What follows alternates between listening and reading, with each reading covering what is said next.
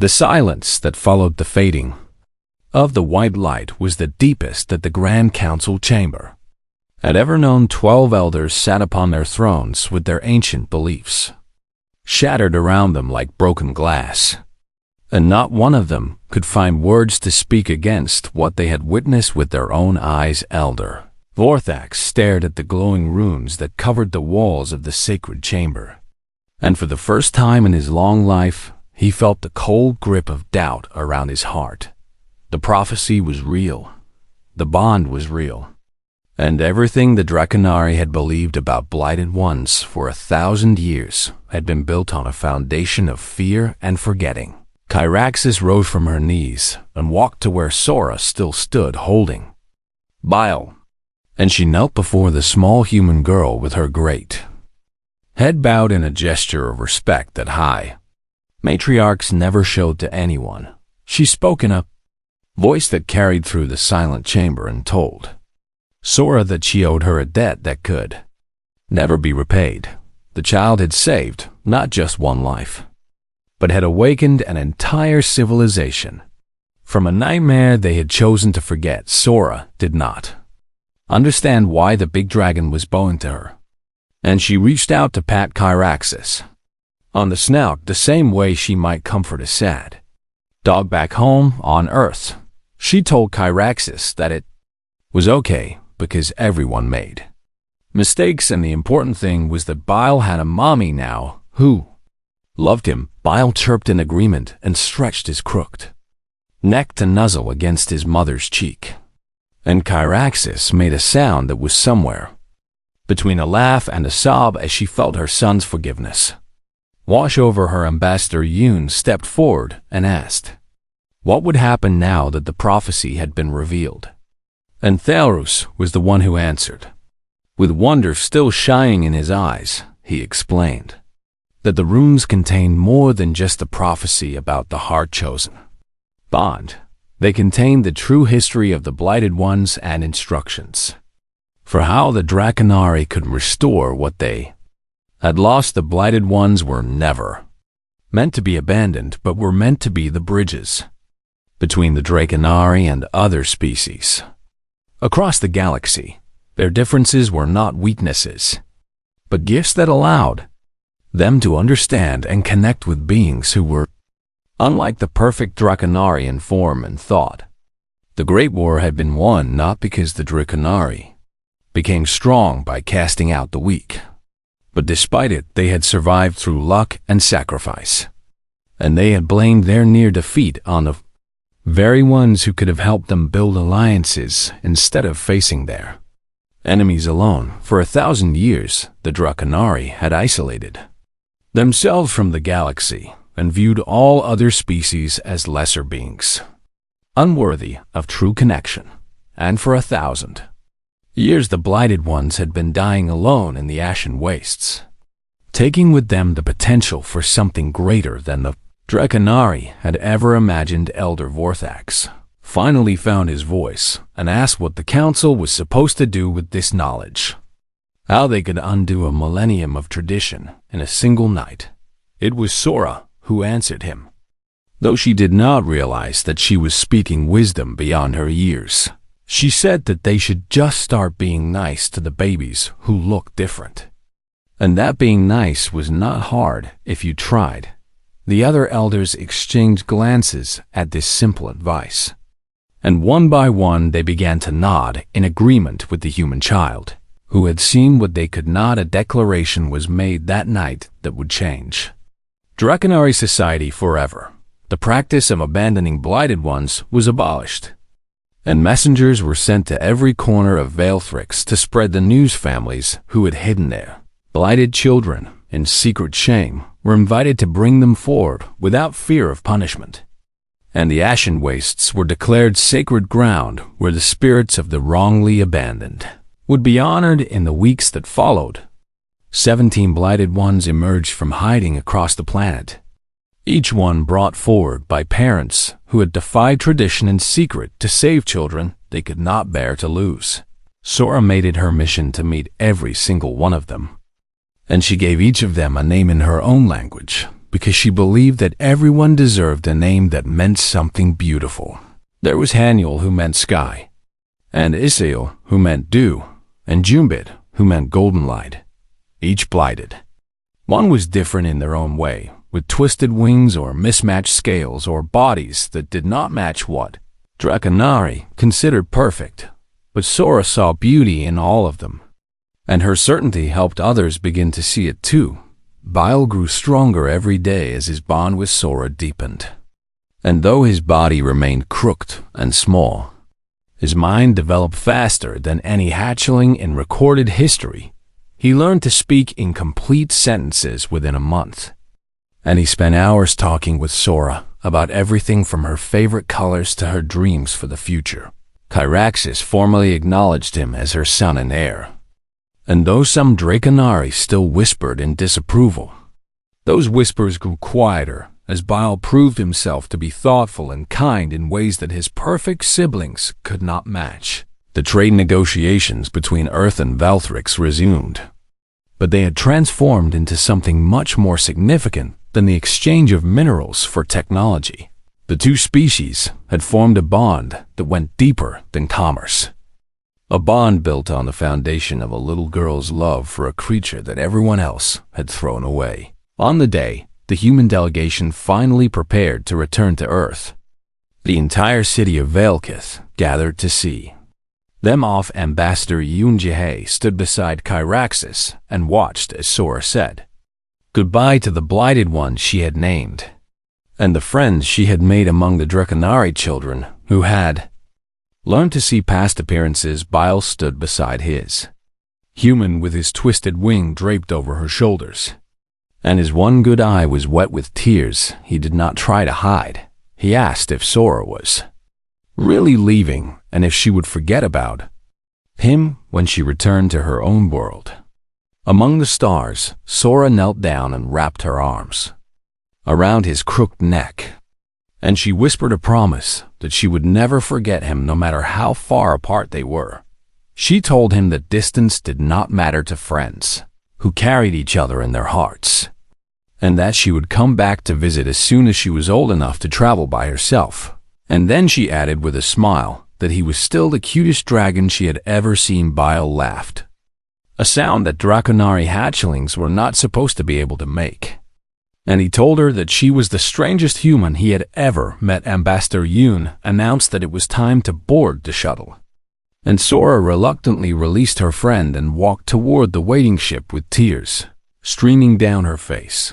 But before she could reach the ramp, a young Draconari child broke away from the crowd and ran toward her. With a question burning in her eyes, the child asked Sora how she had seen beauty in Bile when everyone else had seen only ugliness and shame. Sora stopped and thought about the question for a moment, and then she shrugged with the simple honesty that only children possess. She said that Bile had looked like he needed a friend, and that was all. The young Draconari stared at her with wide eyes as if this answer contained a mystery she would spend her whole life trying to understand.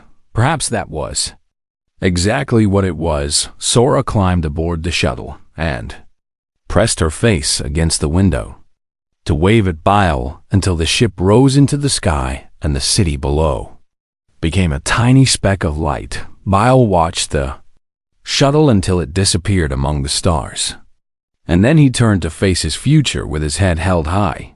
He was still small and twisted and marked by everything that his people had once considered shameful, but he was also loved, and he had learned from a 7-year-old human girl that love was the only thing that truly mattered.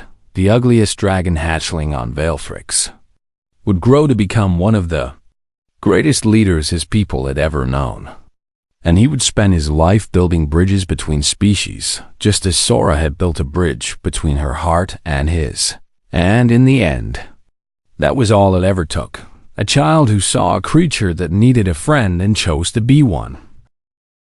The Grand Council Chamber was a vast hall carved from the heart of a mountain, and its walls were lined with the preserved scales of every high matriarch and patriarch who had ruled since the founding of Draconari civilization. 12. Council elders sat upon raised thrones of polished obsidian, and their ancient eyes watched with cold disapproval as Kyraxis led the humans and the Blighted One into the sacred space where only the worthy were permitted to stand. Elder Vorthax, the oldest and most powerful of the council, rose from his throne and demanded to know why Kyraxis had brought shame into this holy place. He pointed one gnarled claw at Bile, who was clutched tightly in Sora's arms, and declared that the creature's mere presence was an insult to everything the Draconari had built. Kyraxis stood tall and responded that she had come to present evidence that their traditions were built on a lie, and she gestured for Thalorus to step forward with his ancient scrolls. The young scholar approached the council with trembling legs and began to explain what he had found in the Forbiddance archives beneath the Temple of First Flames. He spoke of the hard-chosen bond and the sacred role that Blighted Ones had once played in Draconari society, and he laid out the scrolls for the elders to examine for themselves. But Elder Vorthax did not even look at the evidence before dismissing it as corrupted texts that held no authority over the living. He reminded the chamber that the old ways had been abandoned for good reason, and that weakness had nearly destroyed their species during the Great War. The Draconari had survived by cutting away everything that made them vulnerable, and they would not return to the foolish beliefs of their ancestors just because a human child had formed an attachment to a defective creature. Sora listened to these words without fully understanding them, but she understood the tone of cruelty in the elder's voice. She stepped forward, still holding Bile in her arms, and asked the council why they hated her friend so much when he had never done anything to hurt anyone. Elder Vorthax looked down the tiny human with contempt and told her that she could not possibly understand the ways of a species that had existed for 100,000 years before humans had even learned to walk upright.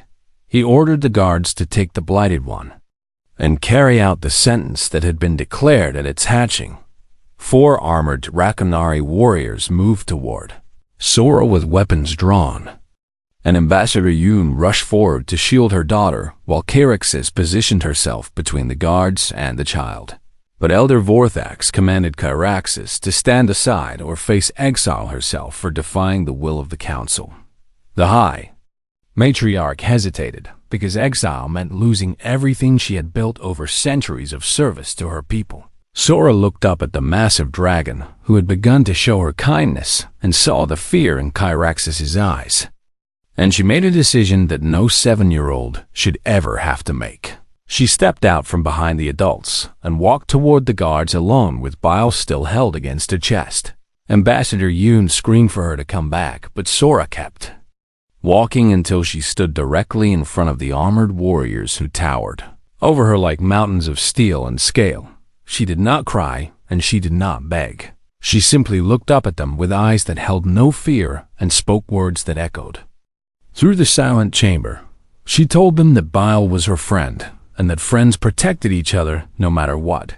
She said that she did not care if they were bigger or stronger, or if they had been alive for 1,000,000 years, because none of that mattered when someone she loved was in danger. Guards hesitated because they had expected tears and screaming from the small alien creature, not this quiet defiance that seemed to fill the entire hall. Elder Vorthax snarled in frustration and ordered them to take the Blighted One immediately, and the lead guard reached down to tear Bile from Sora's arms.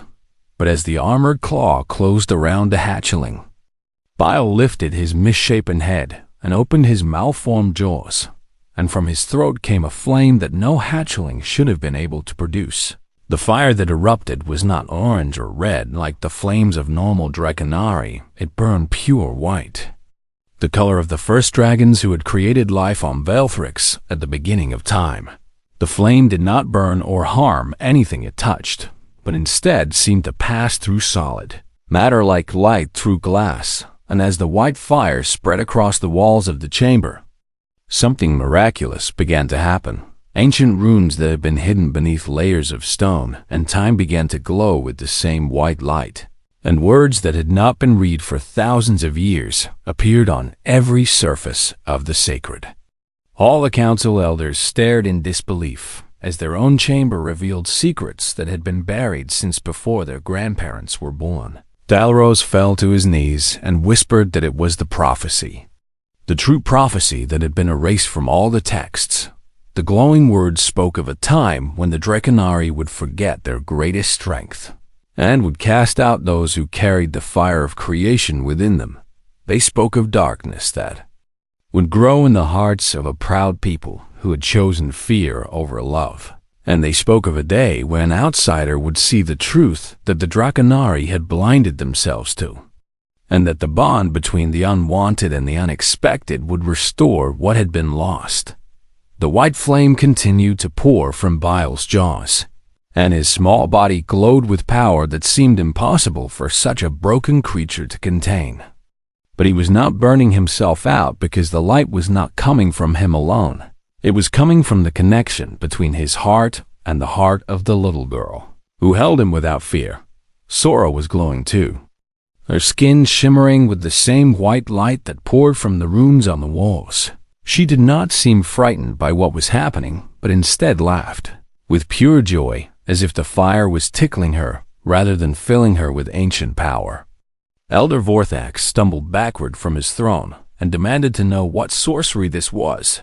But it was Charaxus who answered him, her voice breaking with emotion as she finally understood what she had almost destroyed. She told the council that this was not sorcery, but truth. The truth that they had buried so deep that they had forgotten it was ever real. Her son was not cursed, but blessed. And the human child, who had seen his worth, was the heart chosen that the prophecy had foretold. The white light reached its peak, and then slowly began to fade, leaving Sora and Bile standing in the center of the chamber surrounded by walls covered in glowing ancient text. Bile's one good eye found his mother across the room, and he spoke his second word in a voice that was stronger and clearer than before. He said a word that meant mother in the old Draconari tongue, a word that had not been spoken by a blighted one in over 1,000 years. And Charaxus, the proud High Matriarch who had never shown weakness before her people, fell to her knees and wept. The sun hung low over the city of Valekith when High Matriarch Charaxus arrived at the human compound without guards or attendants or any sign of the power she commanded Ambassador Yoon.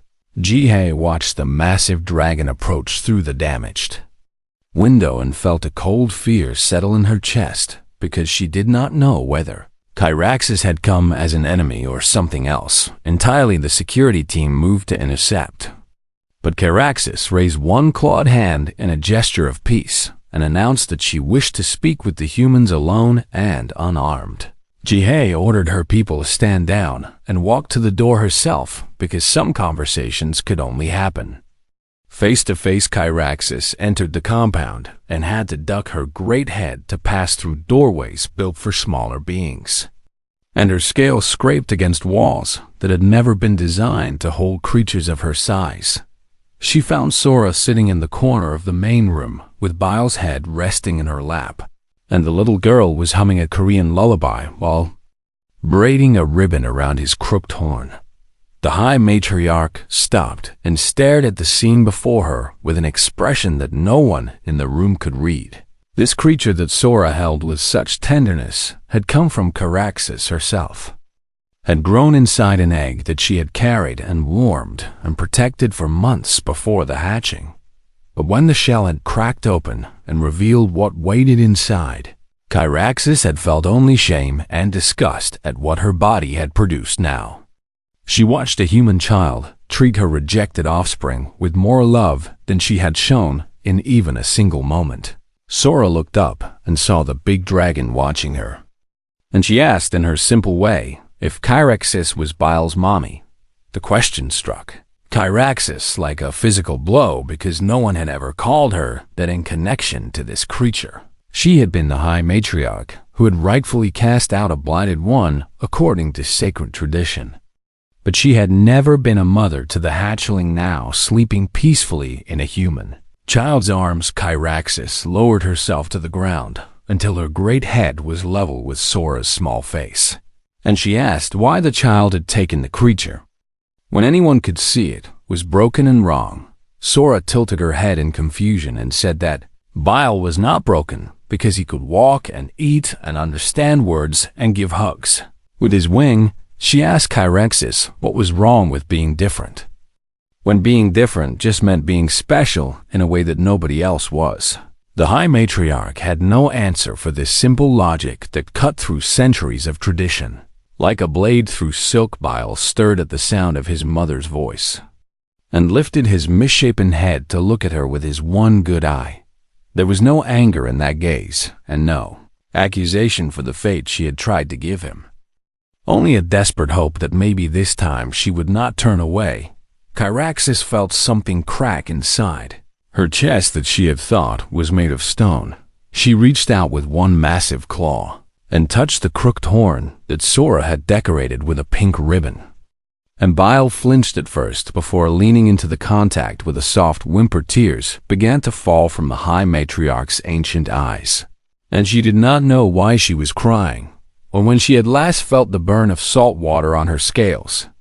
She whispered that she was sorry. Although she did not fully understand what she was apologizing for, Sora smiled and told Kyraxis that it was okay because mommy sometimes made mistakes, but the important thing was to try to do better. Ambassador Yoon watched this exchange in silence and felt hope bloom in her heart for the first time since the crisis had begun.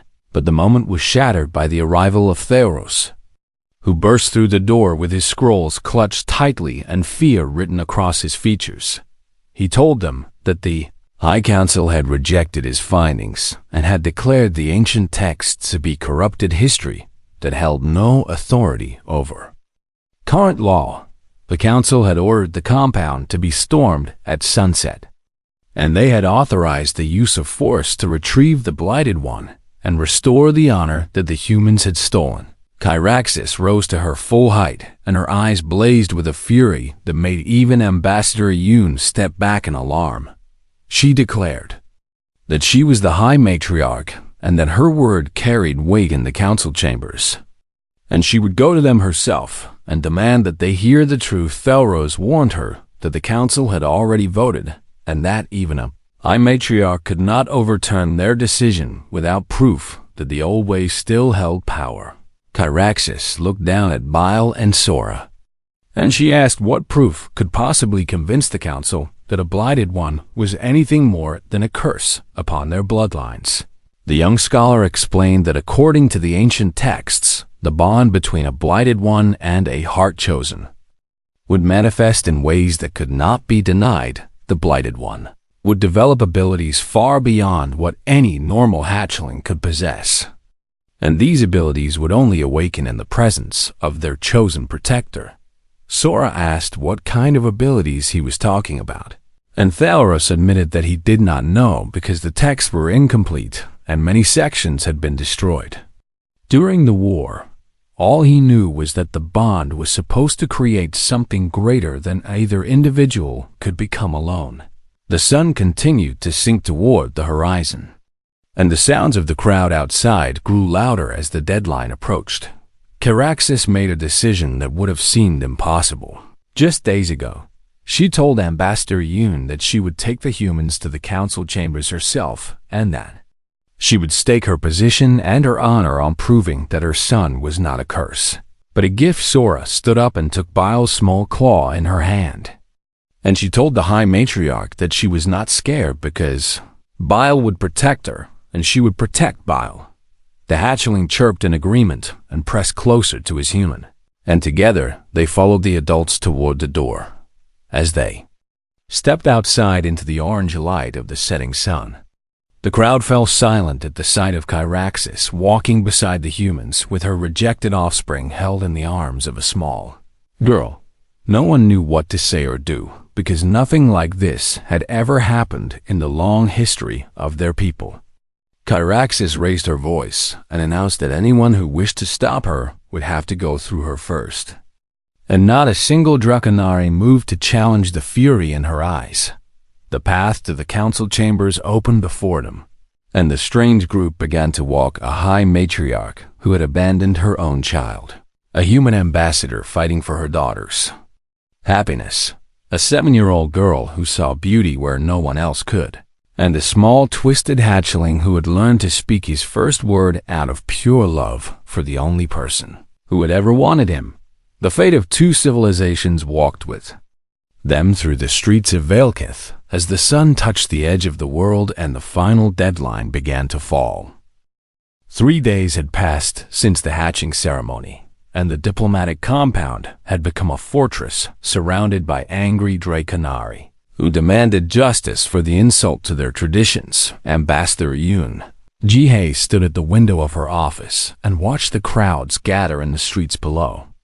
And she wondered how a simple mission to establish trade relations had turned into an interstellar incident because her daughter had hugged a baby dragon. Sora sat on the floor of the compound's main room with bile curled around her like a protective coil of mismatched scales. And she was reading him a story from her tablet about a princess who befriended a monster that everyone else feared. The hatchling listened with his head resting on her lap and his one good eye following the pictures on the screen. And every few minutes he would make a soft chirping sound as if he was responding to the tale.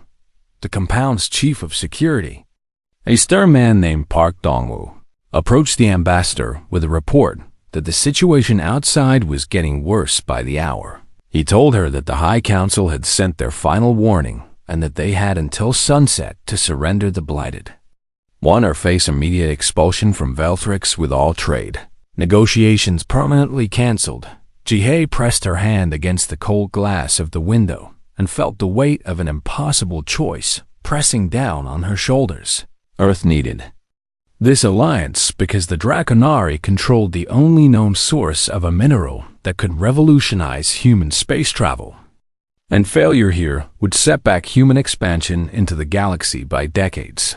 But when she looked at her daughter and saw the way Bile had wrapped his twisted wing around Sora's shoulders in a clumsy attempt at protection, she could not bring herself to tear them apart. A knock at the door interrupted her thoughts, and Park Dongwoo opened it to reveal a young Draconari who stood nervously in the hallway with a bundle of ancient scrolls clutched against his chest. The Draconari introduced himself as Thalos and said that he was a scholar who had been studying the old histories, and he begged for permission to speak with the ambassador about something important. Jihei allowed him to enter and watched as the young dragon's eyes immediately found Sora and Bile sitting together on the floor. Tharos stared at the pair with an expression of wonder that seemed out of place given the anger of his people outside, and he whispered that he had never seen a Blighted One behave this way before. The ambassador asked what he meant, and Tharos explained that Blighted Ones were supposed to be mindless and feral creatures, driven only by base instincts and incapable of forming bonds with others. But Bile was clearly responding to Sora's voice and following her movements and showing signs of intelligence that no Blighted One had ever displayed in recorded history. Sora looked up from her story and told Tharos that Bile was very smart and that he already knew his name and would come when she called him to demonstrate. She stood up and walked to the other side of the room while calling Bile's name in a gentle voice. The hatchling lifted his misshapen head and watched her go, and then he pushed himself up on his uneven legs and wobbled across the floor to reach her side. Tharos made a sound of disbelief because hatchlings should not be able to recognize names for months, and Blighted Ones should never be able to do it at all. He told the ambassador that he had found something in the ancient archives that might explain what was happening, and he spread his scrolls across the table with hands that trembled with excitement. The texts were thousands of years old and written in a form of Draconari language that few could still read.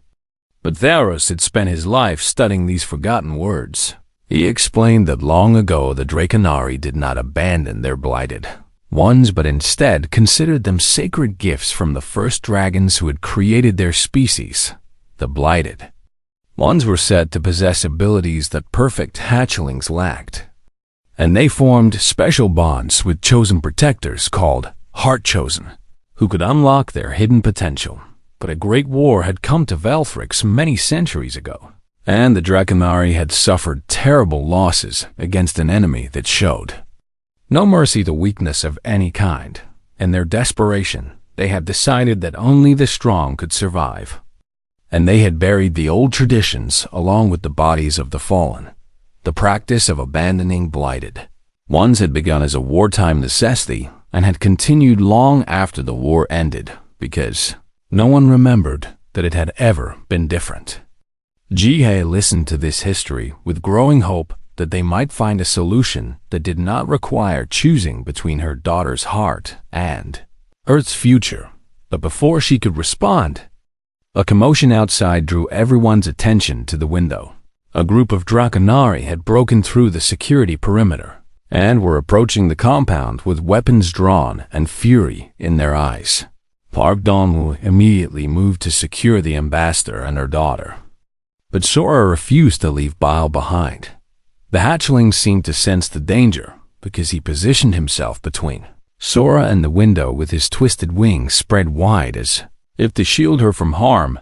He was tiny and malformed and could barely stand on his own legs. But he faced the approaching threat with a determination that should have been impossible for a creature only days old. Sora wrapped her arms around his neck and told him not to be scared because she would protect him too. A stone crashed through the window and shattered glass across the floor, and Sora screamed while Bile spread himself over her to keep the sharp pieces from cutting her skin. The rough patches of scales on his back that everyone had mocked as ugly and wrong were thick enough to stop the glass from piercing through, and he used his body as a living shield for the small human who had given him a reason to live. Thalros watched this scene with tears forming in his large eyes because he was witnessing something that had not happened on his world for 1,000 years. The bond between a blighted one and a heart chosen was not just legend, but was forming right before him in this room. More stones struck the building, and voices outside demanded that the humans surrender the cursed creature before they brought ruin to all of Velthrix. But Sora held on to Bile and whispered into his ear that she loved him and would never let anyone hurt him. And Bile, the creature that everyone said could not think or feel or love, pressed his crooked head against her cheek and made a sound that was almost like a word. It was rough and broken and barely recognizable, but both Sora and Thalros heard it clearly. The sound he made was her name, Sora. A hatchling had spoken its first word in days instead of years, and that word was the name of a 7-year-old human girl who had looked at a monster and called him cute. Thalros knew in that moment that he had to bring his findings to the High Council no matter the cost, because the proof of the old ways was undeniable outside the compound.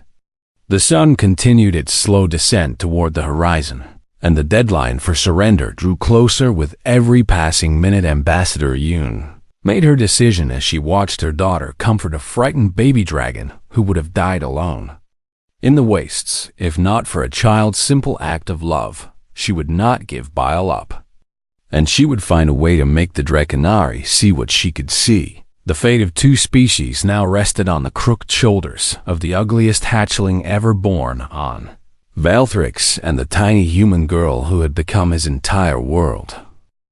The planet Velthrix had never welcomed humans before this day, and the Draconari were not certain they wanted to welcome them now. Ambassador Yoon Jae stood at the entrance of the grand hatching temple with her daughter's small hand gripped tightly in her own, and she reminded herself that this moment could change everything for Earth's relationship with the dragon-like species that ruled this sector of the galaxy. The Draconari were magnificent creatures who stood 3 meters tall with scales that shimmered like precious gems and wings that caught the light of their twin suns. And they had built an empire based on one simple principle, that beauty was strength and ugliness was weakness. Little Yoon Sora tugged at her mother's sleeve and whispered that the dragons looked like the ones in her storybooks back home. And Jihei smiled down at her 7-year-old daughter while hoping she had made the right choice in bringing her to this alien world. The temple itself was carved from white stone that glowed with inner fire, and thousands of Draconari had gathered in the circular chamber to witness the most sacred event in their culture. The annual hatching ceremony, where noble families presented their newborn children to Society High Matriarch. Kyraxis stood at the center of the chamber with her scales gleaming deep purple and gold, and beside her rested a clutch of 5 eggs that pulsed with soft light as the moment of hatching drew near. A Draconari official named Valorous had been assigned to guide the human delegation, and he leaned down to explain the ceremony in a low voice that rumbled like distant thunder. He told Ambassador Jung that each hatchling would emerge and present itself to the gathered nobles, and those born with perfect scales and strong wings would be celebrated, while those born with flaws would be taken to the ashen wastes and left to meet their fate. Jihei felt her stomach turn at these words, but kept her diplomatic smile in place because she knew that judging alien cultures was not her role here today. The first egg cracked open and a beautiful hatchling tumbled out with scales of bright silver and wings that spread wide and perfect. And the crowd erupted in cheers as Kyraxis lifted her firstborn with obvious pride. The second and third hatchlings emerged with equal beauty in shades of copper and emerald, and each one received the adoration of the assembled Draconari, who saw in them the future of their great civilization. The fourth egg hatched to reveal a golden hatchling with eyes like rubies, and Kyraxis seemed to glow with satisfaction at the strength of her bloodline. Then the fifth egg began to crack, and something changed in the air of the temple. The hatchling that emerged was small and twisted with scales that grew in uneven patches of dull gray and sickly yellow, and one of its wings was bent at a wrong angle, while the other was too small to ever carry its body in flight. A curved horn sprouted from its head, but the horn was crooked and split at the tip, and its eyes were different sizes, with one being cloudy and pale while the other darted around in fear at the gasping crowd. The silence that fell over the temple was heavier than any sound could have been. Kyraxis stared at the creature that had come from her own egg with an expression that shifted from shock to disgust to cold acceptance. And when she spoke, her voice carried no warmth at all. She declared that this one was blighted and that it would be taken to the wastes before the sun set. And she turned away from the trembling hatchling as if it had already ceased to exist. The crowd murmured in agreement, because this was the way things had always been done, and a blighted one could only bring shame and misfortune to any family foolish enough to claim it. Sora watched all of this with wide eyes that did not understand the cruelty she was witnessing, and she looked up at her mother with a question forming on her lips. Why were they being mean to the baby dragon? She asked in Korean, and why was nobody helping it when it was so scared and alone? Jihei squeezed her daughter's hand and whispered that some cultures had different ways and that they could not interfere with traditions they did not fully understand. But Sora was 7 years old, and she did not care about traditions or diplomacy or the complicated relationships between species across the galaxy. She only saw a baby who was frightened and crying in small chirping sounds while everyone around it looked away in shame or disgust. Before Jihei could stop her, Sora pulled free from her mother's grip and ran across the polished floor of the temple toward the abandoned hatchling. The crowd gasped, and several Draconari moved to intercept the small human child. But they hesitated because no one had ever seen anything like this before, and they did not know the proper response. Sora reached the hatchling and dropped to her knees beside it without any fear of its claws or teeth or the strange patches of rough scales that covered its shaking body. The hatchling flinched away from her at first because it had already learned in its few minutes of life that others would only bring it pain, but Sora did not strike it or push it away. Instead, she reached out with her small hand and gently touched the crooked horn that everyone else saw as a mark of shame.